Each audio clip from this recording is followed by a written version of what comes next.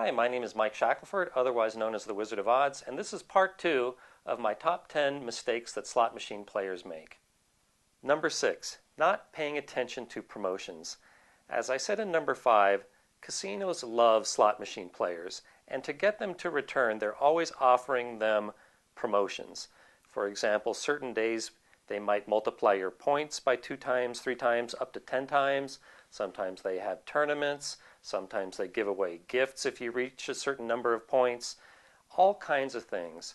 So if you must play slot machines, check your mail, because I guarantee you the casino is going to be sending you stuff if you use your player card, and play when it benefits you the most, whether it be a multiplier day, a gift day, some kind of a slot machine tournament.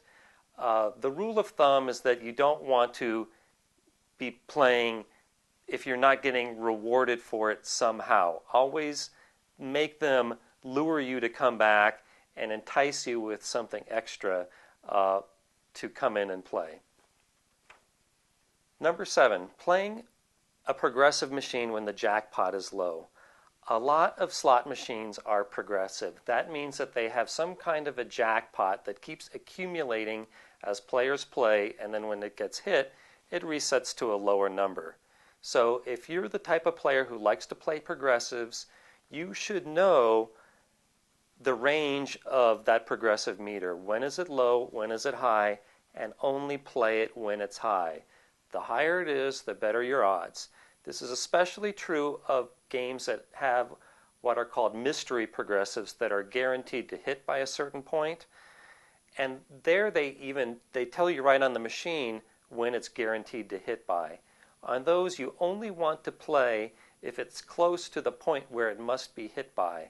If it's the kind of progressive that can keep going up forever, then you should just know from experience how high it tends to be at on average, and only play it when it's, say, double that amount.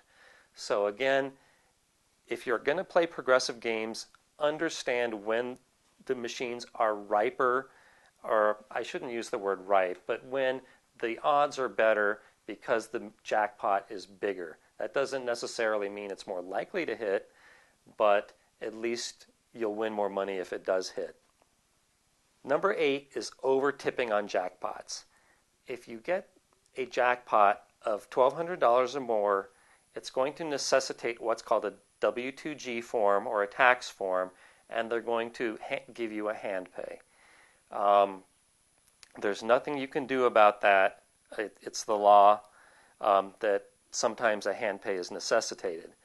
So, how much should you tip in these situations? And I just know that no matter what I say, people are going to disagree with me on it in the comments. But my rule of thumb is that a good amount to tip is 0.5% to 2%.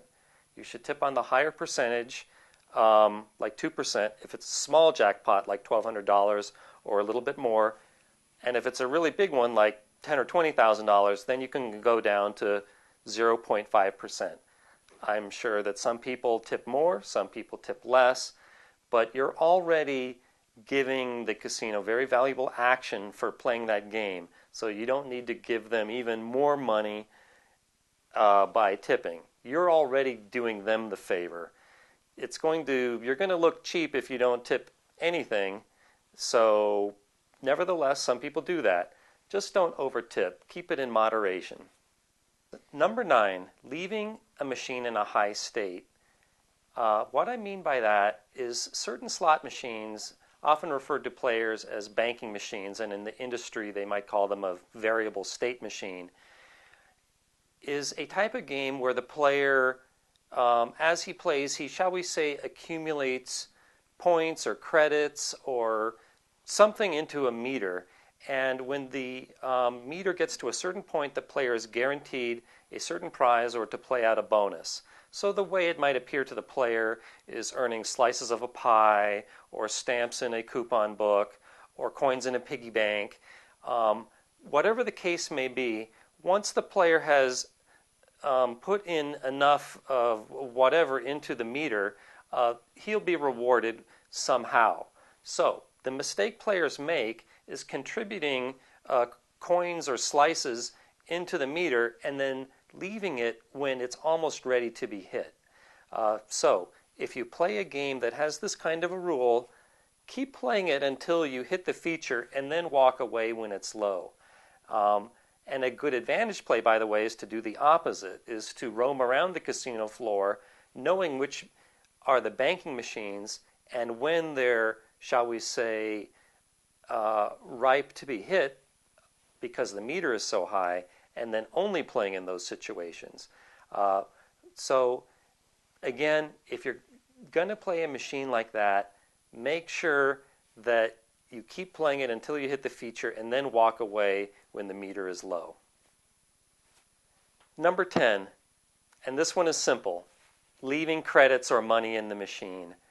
It happens all the time. Las Vegas is full of trolls that wander around casinos looking for abandoned machines with credits in them. Don't be the one that does that.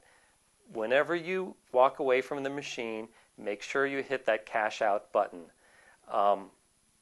And especially if you just hit a jackpot, it can be easy to forget after the cashier pays you your jackpot to walk away from the machine thinking, oh, this is a good time to hit and run. Make sure you cash out first your credits that are still left in the machine. I'll admit I made that mistake once. So again, never leave money in the machine. So that concludes my top 10 list of mistakes that slot machine players make.